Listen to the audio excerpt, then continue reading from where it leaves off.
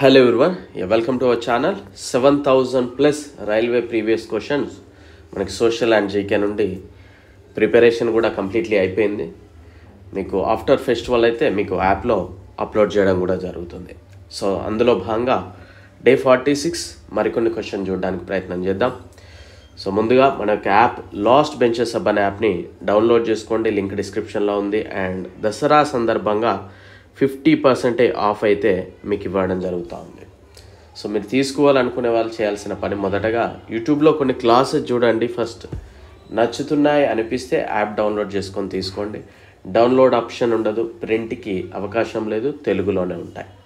So మీకు GK పూర్తిగా completely అయిపోయింది, పాలిటీ కంప్లీట్లీ అయిపోయింది, అండ్ బేసిక్ కంప్యూటర్ అప్లికేషన్స్ సంబంధించిన క్వశ్చన్స్ అయిపోయాయి. Each subject 50 rupees. And chemistry science 95% అయిపోయింది, each subject 50 rupees. And railway NTPC group D course మీకు 300 rupees, arithmetic just 75 rupees. ఈ రెండు కూడా 60% వరకు మాత్రమే అయిపోయాయి. సో మీరు ఇది రైల్వే బేస్ మీద మాత్రమే ఉంటుంది, రైల్వేకి ఏమి అవసరమో అదే విధంగా ఉంటుంది. ఓకేనా? సో మీకు నెక్స్ట్ కోర్స్ వచ్చేసి మీకు ఆ 7,000 ప్లస్ క్వశ్చన్స్ కూడా మీకు ఇక్కడ యాడ్ అవుతుంది. సో ప్రాపర్గా ప్రిపేర్ అవ్వండి, డెఫినెట్లీ మీకంటూ ఒక రోజు వస్తుంది. So 1126th question, who took the reins of Brahmo Samaj after the departure of Raja Mohan Roy for England? Raja Rammohan Roy England వెళ్ళిన తర్వాత బ్రహ్మ సమాజం యొక్క పగ్గాలు ఎవరు చేపట్టారు అనే క్వశ్చన్ వేశారు దేవేంద్రనాథ్ ఠాగూర్ గారు, రాజా రామ్మోహన్ రాయ్. గీతా రహస్యం అనే పుస్తకాన్ని ఎవరు రచించారు? Who authored the book titled Gita Rahasya? Gita రహస్య అనే పుస్తకాన్ని లోకమాన్య తిలక్, బాలగంగాధర్ తిలక్ గారు రచించడం జరిగింది. సో మనకి ఎగ్జామినర్ కన్ఫ్యూజ్ చేసే విధంగా కూడా ఇస్తాడు. బాలగంగాధర్ తిలక్ అని ఇవ్వకుండా ఇక్కడ లోకమాన్య తిలక్ ఆయన బిరుదుతో కలిపి ఇచ్చాడు. సో మనకు బాలగంగాధర్ తిలకే కదా ఈయన ఎవరో అని కొత్తగా కన్ఫ్యూజ్ అవ్వద్దు ఎప్పుడు కూడా. సో అందుకే ఎగ్జామ్లో ఏ ఆప్షన్స్ ఇచ్చాడో మీకు అవే ఇస్తూ ఉన్నాను ఇక్కడ. 1896లో రామకృష్ణ మిషన్ను ఎవరు ఎక్కడ ఏర్పాటు చేశారు? By whom and where was the Ramakrishna Mission set up in 1896? బేలూరులో వివేకానంద గారు దీన్ని ఏర్పాటు చేయడం జరిగింది. భారత పరిపాలనా సేవలు ఎవరి కాలంలో ప్రారంభించబడ్డాయి? During whose period was the Indian administrative services? Administrative services ఎవరి కాలంలో మొదలయ్యాయి అంటే లార్డ్ కారన్వాలిస్. సో చూడండి ఇక్కడ మనకి భారత పరిపాలనా సేవలు అంటే కొద్దిగా అర్థం కాదు అది, అవునా? సో మనకు అందుకే ఇలాంటి క్వశ్చన్స్ అర్థం కానప్పుడు ఏం చేయాలంటే మనకు డిఫాల్ట్గా ఇంగ్లీష్ లాంగ్వేజ్ అని ఉంటుంది ఎగ్జామ్లో.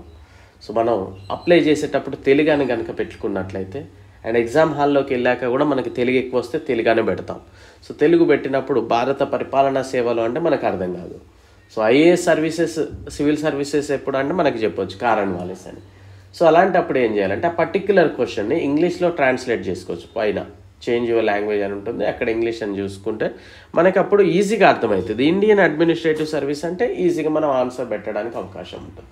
సో ఇలాంటి క్వశ్చన్స్ కూడా మనకి కొద్దిగా ఇబ్బంది కలిగిస్తూ ఉంటాయి. అందుకే మనకి నోటిఫికేషన్లో వాళ్ళు క్లియర్గా మెన్షన్ చేస్తూ ఉంటారు, మేము ఇంగ్లీష్ పేపర్ను మాత్రమే కన్సిడర్ చేస్తూ ఉంటాం ఎక్కడైనా మిస్టేక్స్ ఉన్నట్లయితే అని. ఎక్కడైనా మిస్టేక్స్ కనుక ఉన్నట్లయితే మేము ఫైనల్గా కన్సిడర్ చేసేది ఇంగ్లీష్ మీడియంలో ఉన్న పేపర్ని అని వాళ్ళు చెప్పడం జరుగుతుంది. సో మనం అది కూడా ఒకసారి ఆలోచించాలి. 1882లో స్థానిక స్వపరిపాలన సంస్థలను ఎవరు స్థాపించారు? మరియు భారతదేశం యొక్క స్థానిక స్వయం ప్రభుత్వ పితామహుడు, స్థానిక సంస్థల పితామహుడు అంటాం కదా. Who established the local self governing bodies in 1882 and who is regarded as the father of local self government of India? Lord Ripon. ఇవన్నీ చాలా ఇంపార్టెంట్ అండి. మొదటి స్వాతంత్ర సంగ్రామం ఏ సంవత్సరంలో జరిగింది? In which year did the first war of independence take place? మనందరికీ తెలుసు 1857 సిపాయిల తిరుగుబాటు ఏదైతే ఉందో అదే మన మొదటి స్వాతంత్ర సంగ్రామంగా మనం చెప్తూ ఉంటాం. భారతదేశంలో బ్రిటిష్ పాలనలో ఏ గవర్నర్ జనరల్ విలీన విధానాన్ని ముందుకు తీసుకొచ్చారు? During the British rule in India which governor general put forward the policy of annexation? Lord Dalhousie. Oudh యొక్క చివరి నవాబు ఎవరు? Who was the last nawab of Oudh? Wajid Ali Shah. So ఇలాంటి క్వశ్చన్స్ ఇప్పుడు మనకి 100 క్వశ్చన్స్లలో 90 క్వశ్చన్స్ తెలుసు, 10 క్వశ్చన్స్ తెలియదు అనుకో. ఆ 10 క్వశ్చన్లలో ఇలాంటి కొన్ని క్వశ్చన్స్ కూడా అడుగుతారండి. ఇలాంటి క్వశ్చన్స్ మనకి ఏ బుక్ చూసినా కనపడదు కొన్నిసార్లు. సో అలాంటప్పుడు కంగారు పడాల్సింది ఏమీ లేదు. మనకు కావాల్సింది 75, 80, 75 పెట్టుకొని టార్గెట్ మంచిగా సరిపోతుంది. ఓకేనా? సో అది కూడా మీరు అబ్జర్వ్ చేయాలి. 1-2 రానంత మాత్రాన కంగారు పడవద్దు. కాన్పూర్లో 1857 తిరుగుబాటుకు నాయకుడు ఎవరు? Who was the leader of the 1857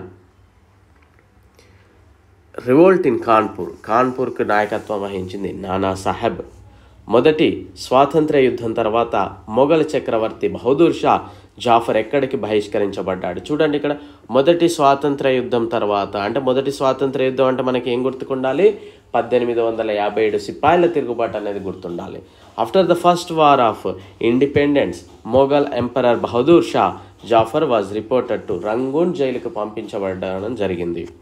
okay, so next question, sati వ్యవస్థ రద్దు చేయబడింది ఏ ఇయర్లో అంటున్నాడు? The sati system was abolished in 1829. మహారాష్ట్రకు చెందిన ఎంజి రనడే, పండిట్ రామబాల్, గోపాల్ గణేష్ అగార్కర్ మరియు జ్యోతి బాపులలో ప్రార్థనా సమాజ్ యొక్క వ్యవస్థాపక నాయకుడు ఎవరు అని అంటున్నాడు. సో అక్కడ పేర్లందరూ ఇచ్చాడు, బట్ క్వశ్చన్ ఏంటిది? సింపుల్గా ప్రార్థనా సమాజ్ యొక్క వ్యవస్థాపకుడు ఎవరు అనేదే క్వశ్చన్. ఎంజి రనడే. ఏ భారతీయ పరిపాలకుడు ఇతర దేశాలలో ఆధునిక రాయబార కార్యాలయాలను ఏర్పాటు చేశాడు? Which Indian ruler set up modern embassies in other countries? Tipu Sultan. భగవద్గీతను ఆంగ్లంలోకి అనువదించిన బ్రిటిష్ రచయిత ఎవరు? Which British author translated the Bhagavad Gita into English? William Jones. మొదట్లో వార్ధాలో సత్యాగ్రహ ఆశ్రమాన్ని ఎవరు స్థాపించారు? By whom was the Satyagraha Ashram set up in Wardha in beginning? Mahatma Gandhi. Next question, 1930లో గాంధీజీ ఏ చర్యకు వ్యతిరేకంగా దండి మార్చ్ నిర్వహించాడు? సాల్టే కదా అండి. Against which measure was the Dandi March held by Gandhiji in 1930? ఉప్పుపై పన్ను గురించి. ఖాకోరి విచారణతో ఎవరు సంబంధం కలిగి ఉన్నారు? కింద ఆప్షన్స్ ఇస్తాడు. Who is associated with Kakori trial? Bhagat Singh. ఆదివాసీలు అనే పదాన్ని ఆదివాసీలను సూచించడానికి అని ఎవరు మొదటగా ఉపయోగించారు? Who first used the word Adivasi to refer to tribals? Mahatma గాంధీనే ఆ వర్డ్ అయితే తీసుకురావడం జరిగింది. భారత జాతీయ కాంగ్రెస్ 1947లో దేశ విభజనపై ప్రధానంగా ఏ కారణం చెప్పి అంగీకరించింది?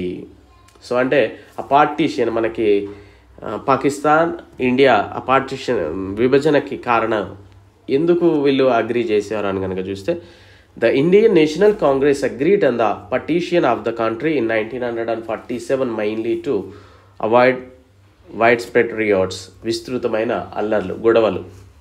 ఓకేనా? సో 1919 నాటి దురాఘాతాలకు నిరసనగా బ్రిటిష్ వారు ప్రదానం చేసిన నైట్హుడ్ బిరుదును ఏ ప్రముఖ భారతీయుడు తిరిగి ఇవ్వడం జరిగింది? So as a protest against the atrocities of 1919, which prominent Indian returned the title of knighthood which had been conferred by the British? Rabindranath Tagore garu తన యొక్క నైట్హుడ్ బిరుదును త్యజించడం జరిగింది అని మనం డిస్కస్ చేశాం. భారతదేశానికి స్వాతంత్రం వచ్చినప్పుడు మహాత్మా గాంధీ అని కింద is a member of Indian National Congress అంటారు, లేదా ప్రెసిడెంట్ ఆఫ్ అట్లా కొన్ని ఆప్షన్స్ ఇస్తాడు. At the time of Indian independence Mahatma Gandhi was not a member of the Congress సభ్యుడు కాదు. యాక్చువల్లీ మహాత్మా గాంధీ కూడా చెప్పడం జరిగిందని మనం రెగ్యులర్గా చూస్తూ ఉంటాం. భారతదేశం స్వాతంత్రం వచ్చే వరకు మాత్రమే కాంగ్రెస్ అవసరం ఉంటుంది, ఆ తర్వాత ఈ కాంగ్రెస్ అవసరం లేదు అని అయితే తనైతే చాలాసార్లు చెప్పాడు అని వింటుంటాం. గాంధేయ భావజాలానికి అగ్రగామిగా నిలిచిన వ్యక్తి ఎవరు? Who was the leading exponent of Gandhian ideology? Vinoba Bhave. So అందుకే వినోబా భావే గాంధీజీ సత్యాగ్రహకి మొట్టమొదటి సత్యాగ్రహ ఎవరు అనే క్వశ్చన్ కూడా మనం చూసాం ఒకసారి, ఆయన వినోబా భావే. సో భర్రా డకాయిటీ విప్లవ గృహవాదులు చేసిన మొదటి ప్రధాన ధైర్యచర్య ఎక్కడా? Barrah dacoity was the first major act of bravery by the revolutionary terrorist in తూర్పు బెంగాల్లో. సో అభినవ్ భారత్ను ఎవరు నిర్వహించారు? Who organised Abhinav Bharat? Veer Savarkar. Jallianwala Bagh ఊచకోత సమయంలో భారతదేశ వైస్రాయి ఎవరు? Who was the viceroy of India at the time of Jallianwala Bagh incident? Lord Chelmsford. So మనకి ఇవన్నీ కూడా గుర్తుండాలండి. అంటే 1857లో ఆ టైంలో ఎవరు, 1920 మనకి 1990లో ఎవరు, అదేవిధంగా దండి మార్చ్ అప్పుడు ఎవరు, నెక్స్ట్ ఇంకా ఉన్నాయి మేజర్ ఇన్సిడెంట్స్ టైంలో గవర్నర్ జనరల్స్ కానీ వైస్రాయ్ల కానీ నేమ్స్ కానీ మనం గుర్తుపెట్టుకోవాలి. సో మీరు చేయాల్సిందల్లా ఒక లైక్ చేయడం, షేర్ చేయడం, ఎవరికో క్లాస్ చెప్తున్నాడు అని కాకుండా, ఓకేనా? సో మీకు కూడా ఉపయోగపడుతుంది కనుక ఖచ్చితంగా లైక్ చేయండి, షేర్ చేయడానికి ప్రయత్నం చేయండి. I wish you very good luck.